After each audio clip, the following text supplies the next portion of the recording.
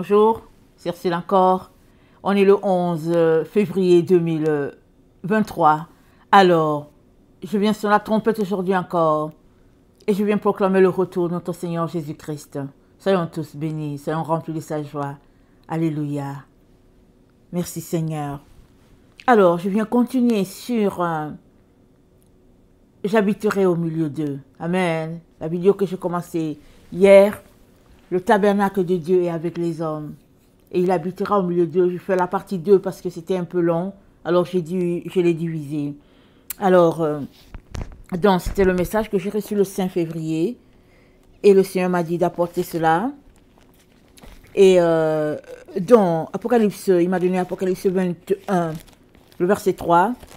Ça dit ceci. Je vais lire.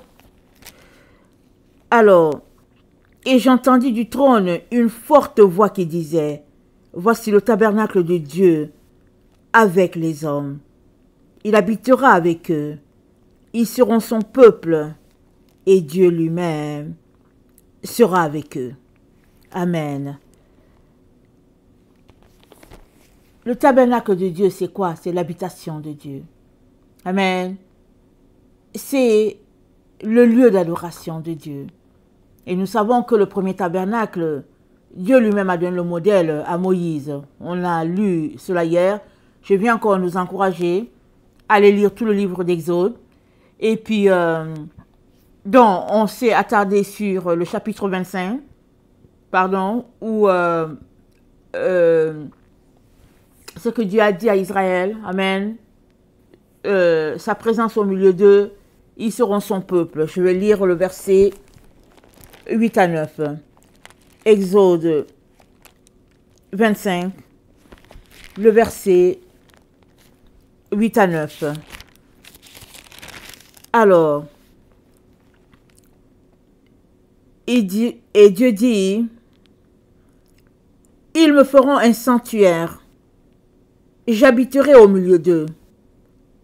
Vous ferez le tabernacle et tous ses ustensiles, d'après le modèle que je vais te montrer. » Donc, le tabernacle a été fait selon un modèle qui existe déjà. Ça n'a pas été fait au hasard. Ça a été fait selon le modèle du ciel. Amen. Et ce tabernacle était une figure des choses à venir. Il était fait des ustensiles apportés, amen, par le peuple à l'Éternel lui-même. Il a dit à Moïse, Exode 25, Dieu a dit, le verset 2, « Parle aux enfants d'Israël, qu'ils m'apportent une offrande. Vous la recevrez pour moi de tout homme qui la fera de bon cœur. » Dieu n'a pas changé.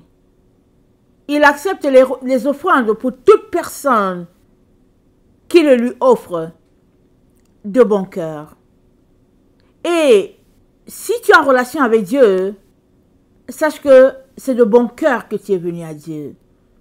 Tous ceux-là qui ne sont pas dans une relation de bon cœur avec Dieu sont tout simplement en train de pratiquer l'hypocrisie. Ils disent qu'ils sont avec Dieu, mais en arrière, ils font autre chose. Voilà pourquoi ce n'est pas une surprise de les voir suivre un autre chemin. Les vrais enfants de Dieu qui se sont offerts de bon cœur à Dieu sont en relation avec lui dans l'intimité à tout moment. À un moment donné, ils vont s'arrêter, ils vont dire, « Papa, ça ne va pas. Ça ne va pas du tout parce que je ne comprends pas. Je suis où? Qu'est-ce qui se passe? » Dieu va les diriger, Dieu va leur dire, « Tu es dans une secte, sors de là. Tu es au milieu des serpents, sors de là. Tu es au milieu des eaux sales, sors de là. » Ça, c'est les enfants de Dieu qui ont une relation avec Dieu. Mais les autres qui sont là juste de passage, ou bien qui sont là par profit, ils veulent profiter du résultat de la croix, ils vont rester là. Ils vont se dire, ah voilà, c'est ici. Et puis bon, ils vont demeurer là. Pourquoi? parce qu'ils veulent les retomber de la croix. Mais les vrais enfants de Dieu, alléluia, ceux-là qui l'ont aimé, ils le font de bon cœur. Je vous ai partagé la vidéo selon laquelle la porte de la grâce est fermée. Et j'ai dit, sur la montagne, il y avait quelqu'un qui était là, qui avait un drapeau orange. Et il disait aux gens, venez, venez, c'est par ici, venez, c'est par ici. Ce que je ne vous ai pas dit, c'est que ce n'était pas quelqu'un qui avait une relation avec Dieu. La personne qui était là, les enfants de Dieu étaient sur la montagne. Dieu a dit, ses enfants seront sur la montagne. Mais il y avait quelqu'un qui était là, qui disait aux autres, venez, venez, venez. Et il avait son drapeau orange pour dire, c'est par ici, allez, amenez-vous, amenez-vous, c'est par ici. Et le Seigneur m'a dit, celui-là là que tu vois, il représente ceux-là qui veulent profiter. Ceux-là qui n'ont pas de relation avec Dieu. Mais qui entendent juste l'information, qui dit, ah ok, c'est sur la montagne, ok, c'est par ici. Parce qu'au fait, la personne, elle était nue. Elle n'avait pas de vêtements. J'ai dit au Seigneur, Seigneur, pourquoi cette personne-là n'a pas de vêtements? Il dit, c'est les enfants de Dieu qui sont dans le leur. Ils ne veulent pas marcher selon les conditions du Père. Ils ne veulent pas changer leur voie. Les temps sont écoulés. Tout est arrêté. Parce que on est à la fin. Et chacun va recevoir son jugement bientôt, selon le timing du Seigneur. Mais il y a un groupe qui est encore dans la maison de Dieu, qui n'ont pas leurs vêtements. Les vrais enfants de Dieu, ils se réjouissent du fait que c'est le temps, mais ils continuent de courir pour rassembler les uns et les autres pour dire, venez, venez, écoutez, répentez-vous parce que c'est le temps, la porte, bientôt, tout sera achevé et tout sera fermé, la porte sera complètement fermée. Venez, venez. Mais il y a les autres qui sont là, dans toute leur nudité, et qui disent, ah ok, c'est par ici. Il paraît que c'est comme si, selon ce qui a été dit, voilà, ils n'ont pas de relation avec Dieu. Ils n'ont pas de vêtements, ils sont tout nus. Et ils disent, hey, c'est par ici, c'est vers la montagne. Il dit, là, c'est voilà, venez, venez. Il est très important que tu t'assures que tu vas faire partie de ceux qui sont sur la montagne, habillés selon le Seigneur, selon l'ordre du Seigneur. Parce que tous ceux qui sont nus vont juste dire, venez, venez, c'est à la montagne, mais ils ne pourront pas s'y rendre parce qu'ils sont nus. À la montagne, il n'y a que ceux qui sont habillés. C'est là-bas que les enfants de Dieu vont festoyer. Mais tous ceux-là qui sont dans le leur vont juste dire, c'est à la montagne, venez, c'est par ici, venez par ici, mais ils ne vont pas s'y rendre. Et notre Dieu nous informe, amen, qu'il a choisi d'habiter au milieu de nous. Et parce que Dieu a choisi d'habiter au milieu de nous, il est très très important que toi et moi, nous puissions nous assurer qu'il n'y a pas un autre Dieu à côté. Dans Deutéronome 17, excusez-moi, au verset 1, voilà ce qui est dit. Tu n'offriras en sacrifice à l'Éternel ton Dieu ni bœuf, ni agneau qui ait quelque défaut ou difformité, car ce serait en abomination à l'Éternel ton Dieu. Tantôt Dieu a dit à Israël, je recevrai l'offrande de quelqu'un qui me le fait de bon cœur. Première condition. Deuxième condition, il faut qu'il soit propre l'offrande. Il faut que ce soit sans tache. Il faut que ce soit sans ride. Il faut que ce soit parfait à tes yeux. C'est-à-dire, le plus beau cadeau que tu peux offrir à Dieu, voilà, tu l'apportes de bon cœur et puis dans toute sa beauté. Et une telle offrande, d'où vient-elle? Elle vient de toi-même, de ton propre cœur. Une telle offrande, c'est toi-même. Amen. C'est toi-même que tu dois offrir à Dieu. Toi-même, tu dis, Seigneur, me voici, prends-moi. Prends tout de moi. Prends tout. C'est ça que le Seigneur veut de chacun. Il ne faut pas qu'il y ait quelque chose que tu dises, ça c'est pour moi. Jésus, je t'aime. Tout le reste là, je t'aime. Mais ça là, Jésus, c'est pour moi. Non, ça ne marche pas. Il faut tout offrir à Jésus. Pas 98, pas 99, 100%. 100%. Très, très important. Alors, excusez, je vais lire mes notes.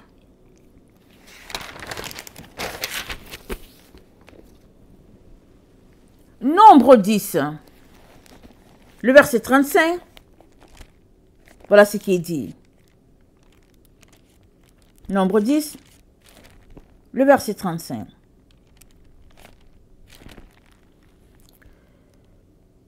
Quand l'arche partait, Moïse disait, « Lève-toi, Éternel, et que tes ennemis soient dispersés, que ceux qui te haïssent fuient devant ta face. » Et quand on la posait, il disait, « Reviens, Éternel, aux myriades des milliers d'Israël. » Alors, on sait que c'était, l'arche était, le tabernacle était mobile, n'est-ce pas?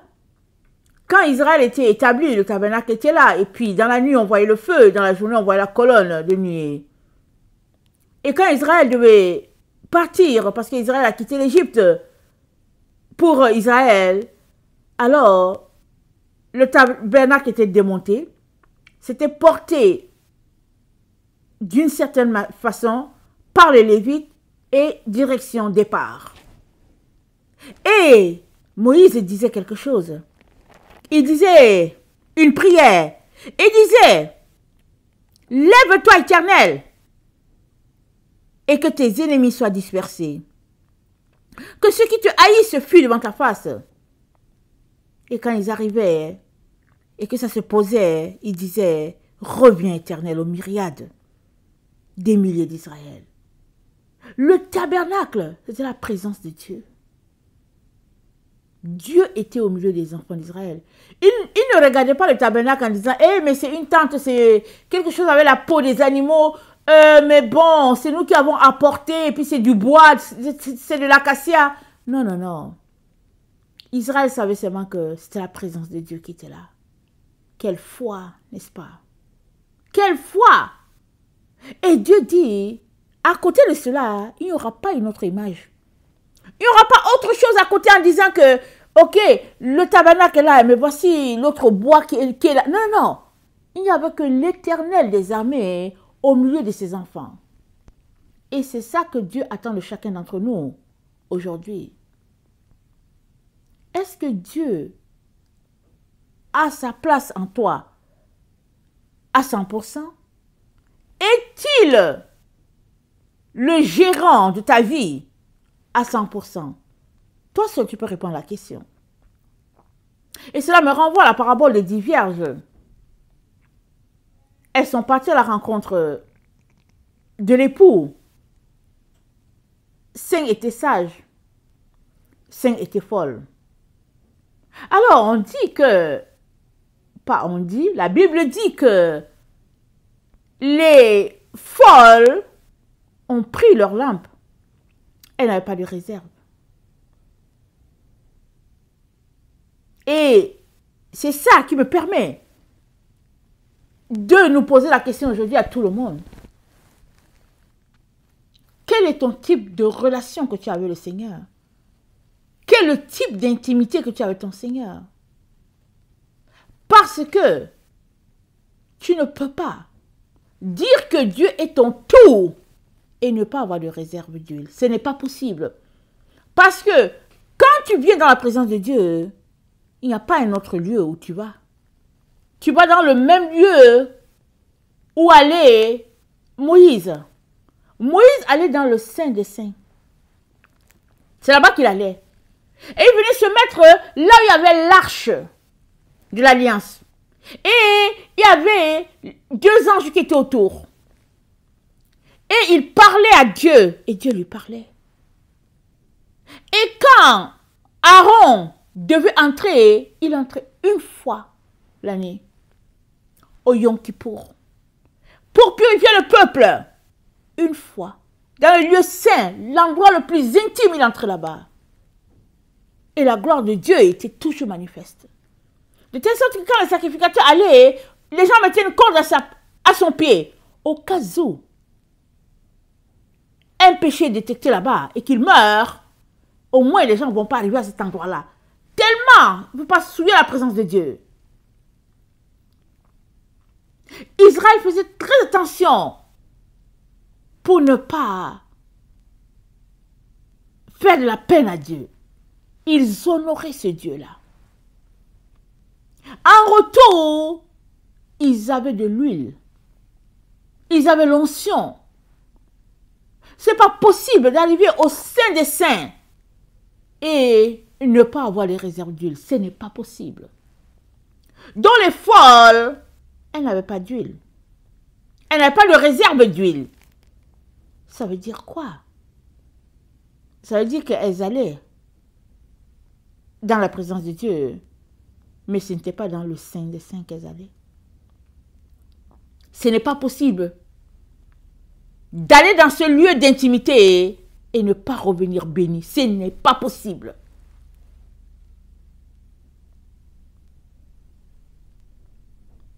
Alors, qu'est-ce qui se passe dans la vie des enfants de Dieu aujourd'hui? Plusieurs enfants de Dieu ont une relation avec Dieu, soi-disant, mais ils n'ont pas une relation d'intimité. Et là, Dieu dira, je ne vous connais pas. Parce que l'intimité ici, c'est la proximité. Il n'y a pas de mots pour expliquer l'intimité entre Dieu et puis son enfant. Il n'y a pas de mots. Ça se vit tout simplement. Mais toi qui es là, qui as une relation avec Dieu, qui dit avoir une relation avec Dieu, est-ce que tu es intime à Dieu? Est-ce qu'il te connaît? Parce qu'il est temps que tu règles ce problème-là. Afin que tu ne te retrouves pas dans la situation dans laquelle s'est retrouvée les 5 vierges appelées folles. Quand on a dit, voici l'époux, elles ont dit aux autres, donnez-nous un peu de votre huile. Pourquoi? Parce que c'est ce qu'elles savaient faire. Elles savaient juste demander aux autres. Elles ne savaient pas aller à l'endroit intime pour aller chercher. Ce qui fait que les autres ont dit, mais non, on ne peut pas. On ne peut pas s'arrêter pour vous raconter ce qui se passe. On ne peut pas s'arrêter pour vous expliquer ce passage-là. On ne peut pas. Là où on est, on ne peut pas, on ne peut pas. Allez-y vous-même. Parce que vraiment, c'est trop tard, on ne peut pas. Parce que on ne sait pas si on aura assez d'huile.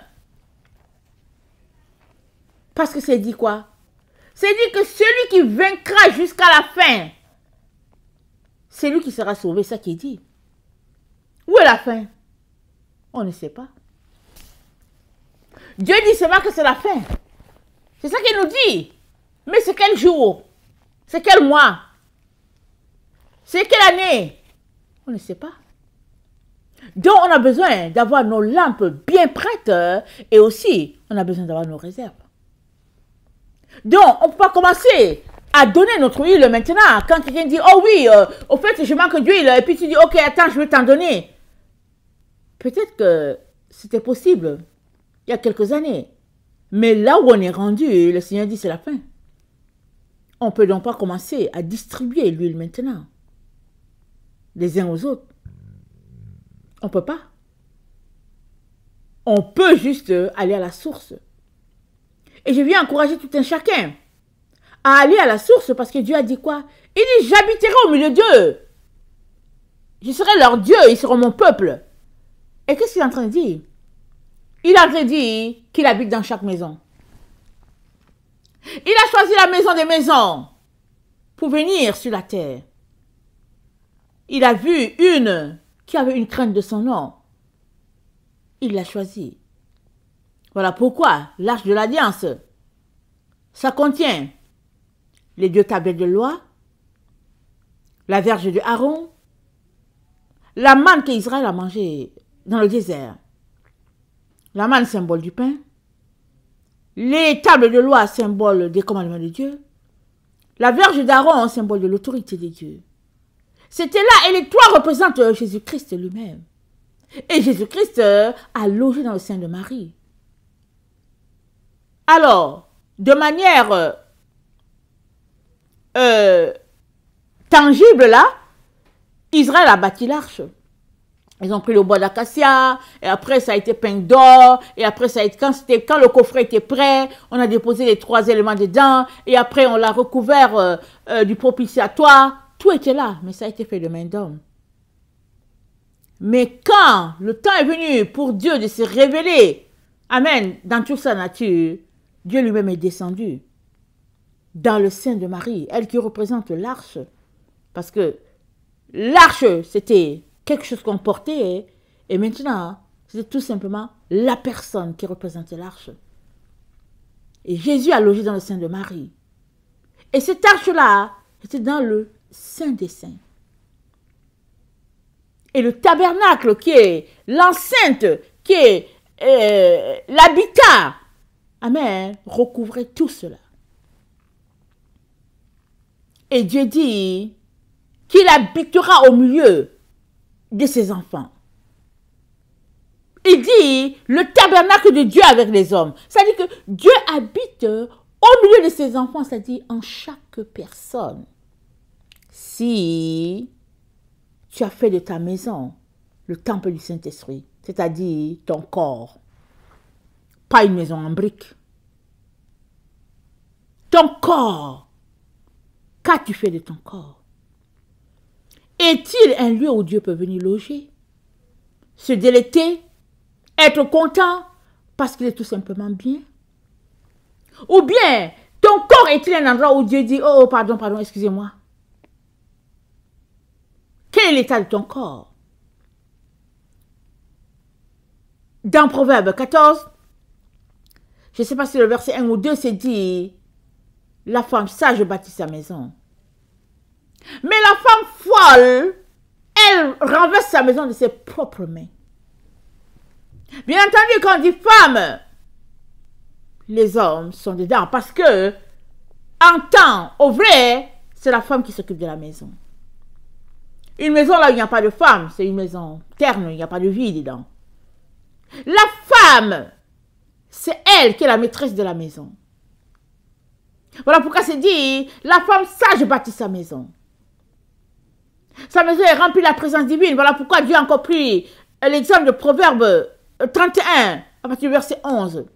Il dit qu'il peut trouver une femme vertueuse. C'est une grâce qu'il obtient de l'Éternel. Alors, ta maison est-elle bâtie selon les normes du Père? Ton corps est-il propre, nickel, comme serait le corps, comme serait la maison d'une femme vertueuse? Comment est l'état de ton corps? Intérieur, extérieur. Âme, esprit.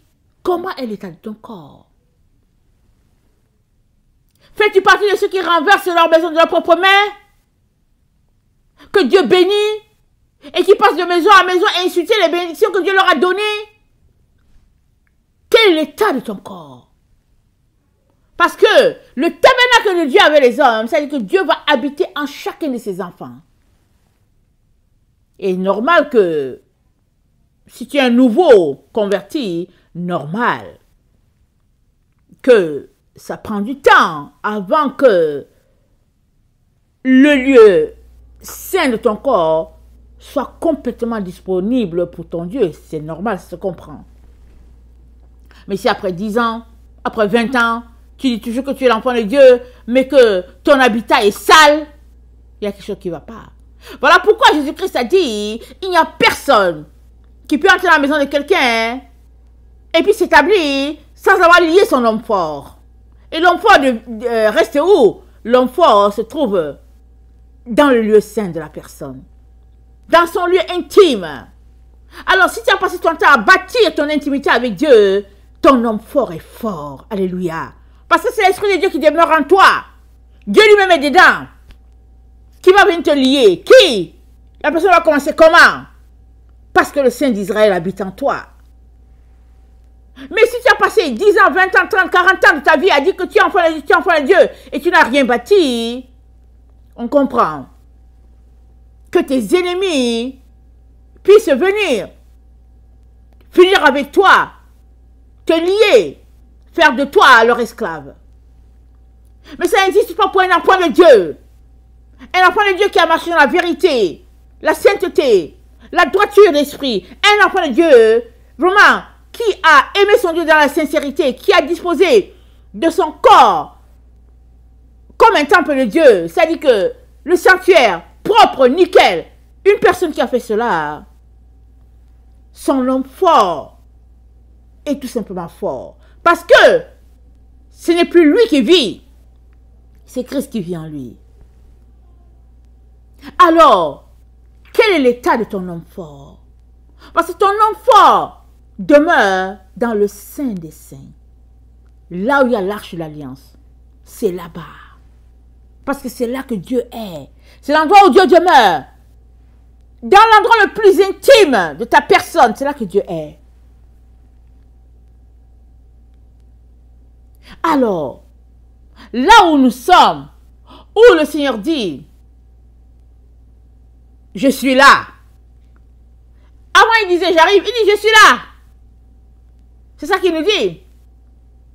Il dit, le tabernacle de Dieu avec les hommes. Dieu dit, je suis là. C'est ça qu'il nous dit. Et dans ce même message qu'il m'a donné, attendez, je vais tourner ma page. Il a dit, attendez, il faut que je lise.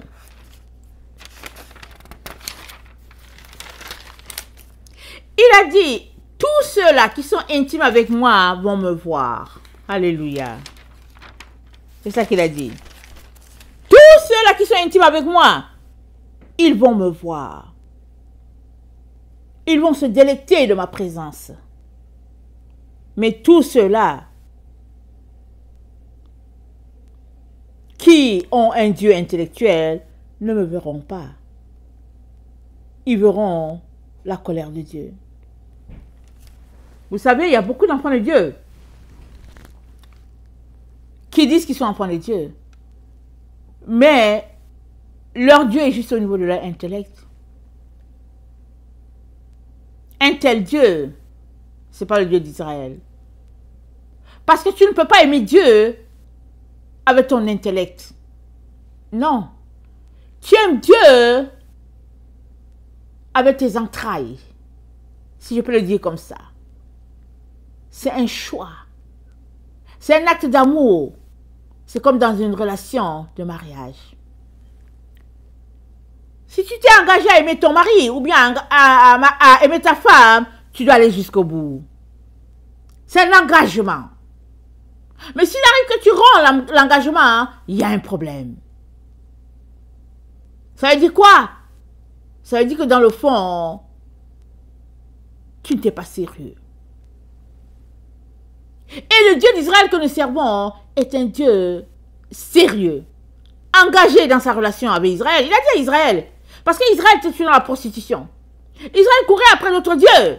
Il dit à Israël, à ce rythme-là, je vais te chasser. Mais il n'a jamais chassé Israël. Alors quand Israël a commencé à dire que ouais, mais bon, voilà ce que Dieu a dit, où est la lettre de divorce que j'ai donnée à votre mère? Où est la lettre? Parce qu'avec la lettre de divorce, il y a confirmation que je l'ai remercié. Mais où est la lettre de divorce que je lui ai donnée? Pourquoi? Parce que Dieu, le Dieu que nous servons, c'est un Dieu d'engagement, un Dieu de fidélité, un Dieu qui va jusqu'au bout de sa promesse. Il a promis d'aimer ses enfants, et il a promis de les protéger Et il a promis qu'il sera leur Dieu, qu'il vivra au milieu d'eux. Et nous sommes dans ce temps-là où Dieu est en train de mettre tout en œuvre pour vivre au milieu de ses enfants. Mais il te dit à toi de t'assurer que tout est propre. De t'assurer que tu n'es pas la personne qui va renverser ta propre maison. Parce que Dieu, il veut habiter là. Mais toi, quels sont les efforts que tu es en train de déployer pour qu'il habite là? Tu ne peux pas passer ta journée devant la télévision et dire à Dieu, oui, viens, on va partager la maison entre toi et puis la télévision. Toi et puis le football, toi et puis je ne sais plus quoi. C'est pas possible. C'est à toi de t'examiner et de savoir si tu es sincère dans ton engagement envers ton Dieu ou pas. Dieu ne te forcera pas. Il a dit, je vais habiter au milieu d'eux. Ils seront mon peuple. Je serai leur Dieu. C'est ça qu'il a dit. Le Dieu créateur veut habiter au milieu de toi. Et tu veux le partager avec les choses du monde? Ça ne marche pas, n'est-ce pas? Parce que tu n'as pas compris. Tu n'as pas compris. Parce que la Bible dit, affectionnez-vous des choses d'en haut, pas de celles qui sont sur terre. Affectionnez-vous. Pourquoi? Parce que Dieu est élevé. Il y a un seul Dieu, un Dieu unique. Le Dieu créateur est descendu jusqu'à nous. Comment pouvons-nous encore nous affectionner des choses de la terre alors que lui, élevé, il s'est abaissé. Il s'est courbé pour être intime avec nous. Et nous, que faisons-nous? On lui dit, ok, attends un peu, ou bien on va partager le film, et puis bon, écoute papa, je vais prendre un petit temps, et puis, dans mon film, dans mon ok, et puis, je viens. Ça ne marche pas. On n'a pas compris. Il est temps, s'il vous plaît, qu'on puisse s'examiner et rentrer en nous-mêmes, chacun pour sa part. Parce qu'on est dans le temps où toute vallée doit être comblée. Toute montagne abaissée. On est dans ce temps-là. Et dans le temps, il faut se repentir, et pas à peu près, de tout ce que nous commettons comme action qui déshonore notre Père. On ne peut pas suivre deux voies. C'est l'un ou c'est l'autre. C'est Dieu ou c'est maman. C'est l'un ou c'est l'autre. Même si tu penses que l'argent c'est pour toi, tu dois enlever les mains dessus. Tu dois laisser aller. Tu ne peux pas aimer Dieu et en même temps aimer l'argent. Sagesse 9. Le verset 4, c'est Salomon qui fait cette prière à Dieu.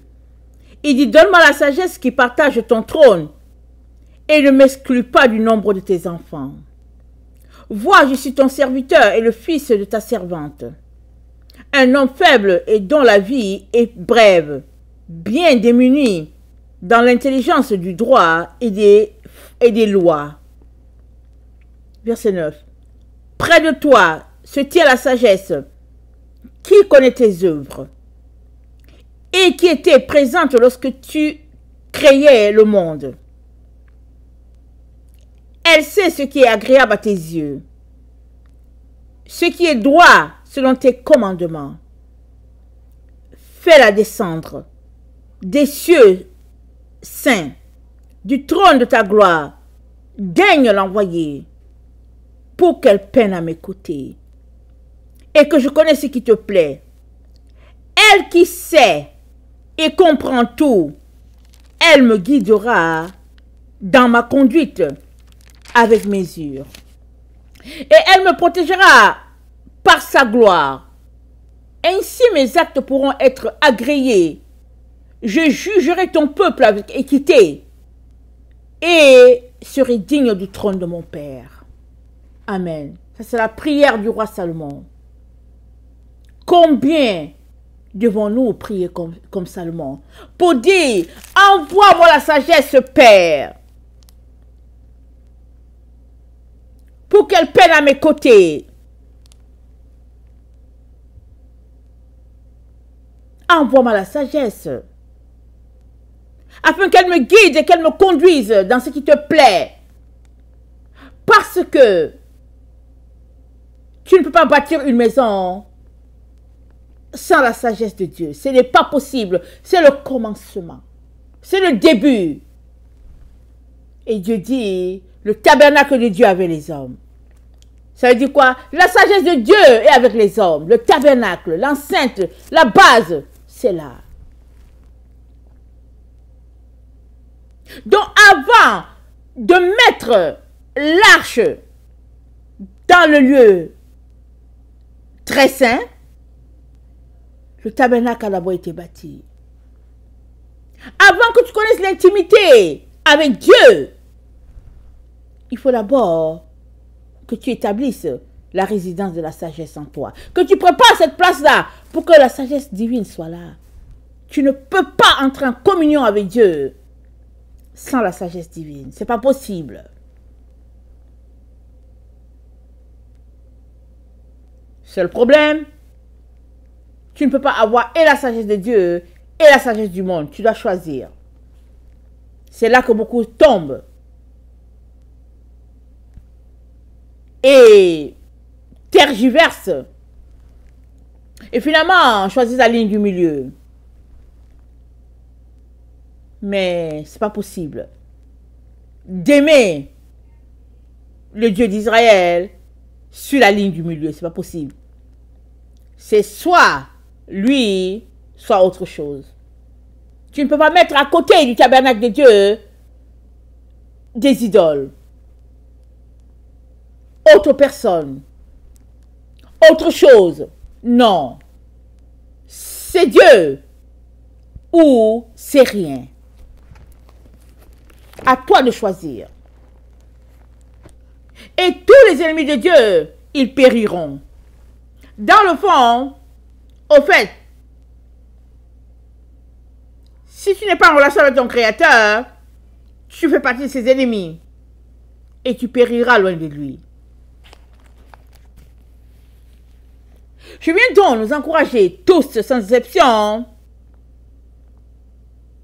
à laisser aller le monde et sa distraction.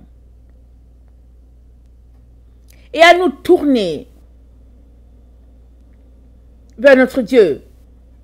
Et suivre le conseil qu'il nous donne dans Proverbe 14. La femme sage bâtit sa maison. Concentrons-nous à bâtir notre maison.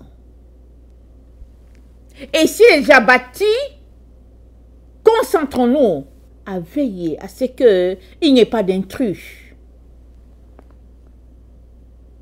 Parce que les jours dans lesquels nous sommes, les temps dans lesquels nous sommes sont des temps très mauvais. Et la Bible dit, rachetez le temps car les jours sont mauvais. Pendant que tu es là en train de prier, en train de jeûner, en train de chercher ton Dieu, il y en a qui sont là en train de se demander comment ils vont te faire tomber. C'est ça le monde dans lequel on est. Quand tu pries, tu cherches ton Dieu et les autres sont là pour dire ok, on va voir comment on va faire tomber la personne. Ça fait partie, c'est vieux comme le monde. Mais toi, tu dois te concentrer. Bâtir ta maison. Bâtir ta maison. Creuser. Creuser. Et comme on ne peut pas aimer Dieu avec l'intellect, tu dois donc creuser pour savoir comment l'aimer encore mieux. Tu aimes Dieu avec ton cœur. C'est-à-dire quoi? Tout lui appartient. Argent, or, gloire, tout. Tu donnes tout à Dieu.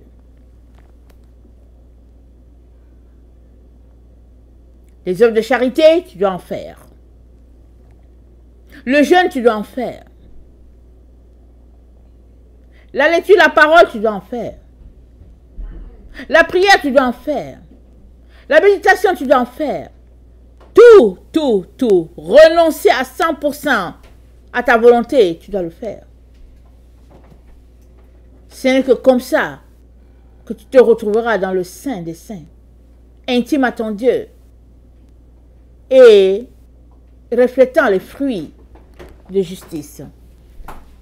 Que le Seigneur bénisse sa parole et que nous puissions travailler d'arrache-pied, avoir une maison bâtie selon les normes du Père. Amen et alléluia.